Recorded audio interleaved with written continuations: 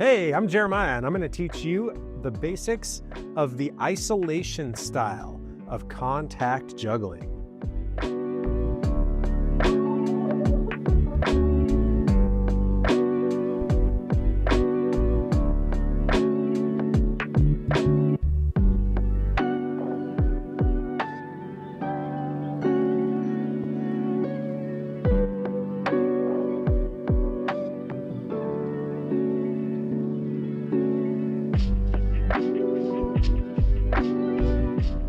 You're going to need a ball to learn isolations. And there's a lot of different kind of balls that will work. I'm going to be using a fairly large acrylic ball. No, it's not a glass ball. It's more durable than that, but it will still get dinged up. I recommend starting with something that's between 3 and 3.5 inches. This is a 3.5 inch ball, or 100 millimeters. As you can see, the acrylics can get pretty dinged up as you practice with them, and you are bound to drop it. So a few alternatives is to get a stage ball from a juggling shop. You can find those online, or in a pinch you can even use something like a soft ball, or even a good round orange will work out just fine for you in the beginning.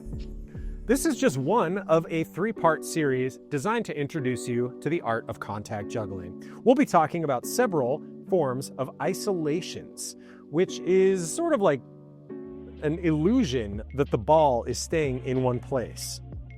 The other 2 videos deal with the rolling style of contact juggling and just introducing you to the art form. Check out those other 2 for a nice comprehensive look at the art of contact juggling.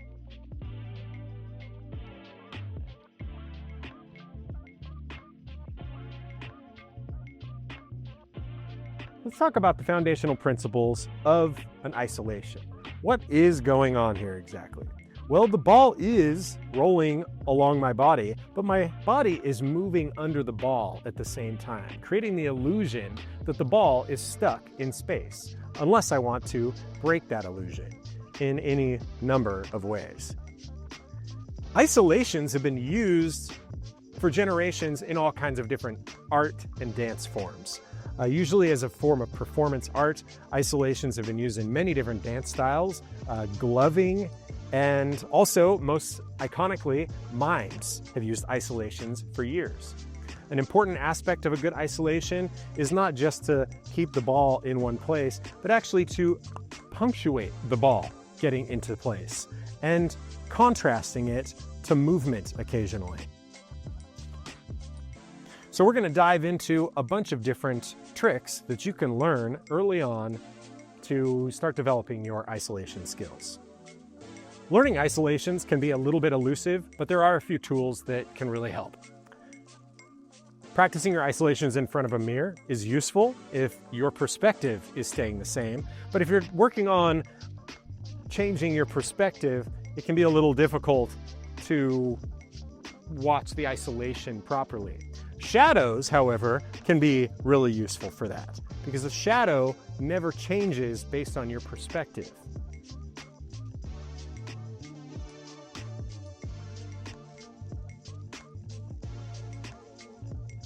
A great first isolation to work on is the doorknob isolation. Just make the ball stuck in space and try and rotate it like it's a doorknob. Then you can also do that on a different angle. So I think of it as a rev up, almost like you're revving up a motorcycle. So you're rotating the ball backward and forward, trying to keep it in one place. And once you've got both of those, then try and go for a circular rotation.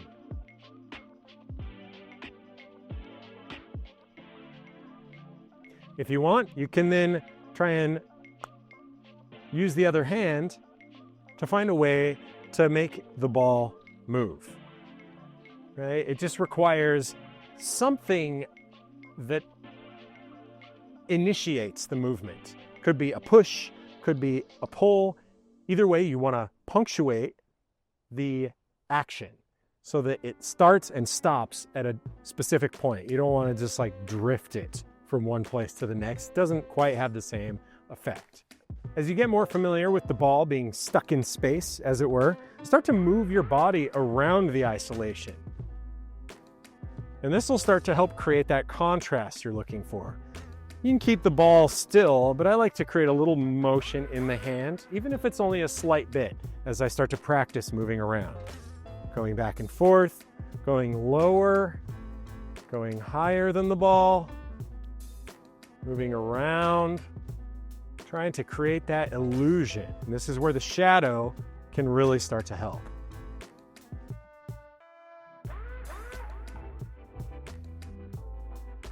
The next one I want to show you is a front hand to front hand walk. You're basically just transferring the ball from the fingertips to the back of the palm, to the fingertips again, and to the back of the palm. It's really important to isolate your hand and its various positions and get comfortable with the ball rolling to these different spots on the hand. You want to be able to hold it on the back of the palm. You want to be able to hold it on the fingertips and then make that transfer to the back of the other palm. So take a little time and just get comfortable moving the ball around in your hand.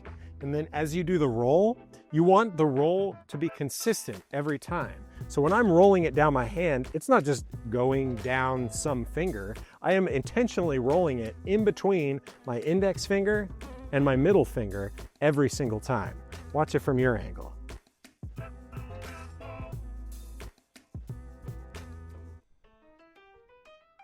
Repetition is key, and consistently getting the ball in the same path helps refine the isolation and the path of the ball. You can also create contrast by letting the ball start to roll away from you and then going back to the isolation. You can take these walks to the next level by rolling it further down the arm or going the other direction with it. Next up are what I call digit isolations. So it's mostly using my fingers to do the isolation. There's a few different ways to do this. The first one, very much like the last, is you want to get familiar with the different positions in the hand and the different digits that the ball can be between. So there's thumb and index, index middle, middle and ring, and then ring and pinky.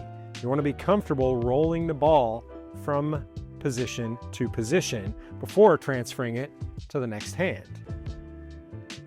And then really focusing on trying to keep the ball in one place. Additionally, rather than rolling it pinky to pinky, you could bring the other hand underneath and go index to index.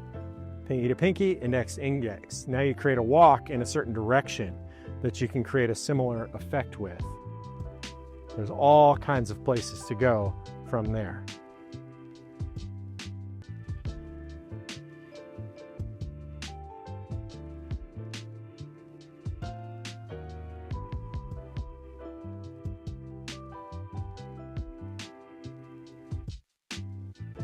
The last one today is the palm isolation.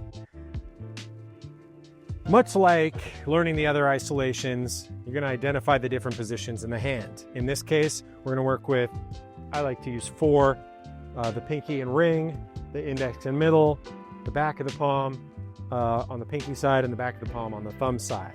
So you want to be able to balance the ball and stop it in each of those positions, and start to develop as wide a range as possible with the ball. At first, you'll start with a smaller circle, and over time, you'll be able to make that circle bigger and bigger and maintain your isolation. I'm always going from the index finger down to the pinky and then going around the palm. Now, you can learn it the other direction. I've always found the index to pinky direction being a little easier than going the opposite direction, but they all open up different possibilities, and it's worth working them out in both directions with both hands. There are some great ways to change hands too. So while I'm doing the palm isolation, when it gets to my pinky, I'm going to transfer it to the back of the palm on the other hand, and then switch to doing the palm isolation in the other hand. You could do this every time if you want.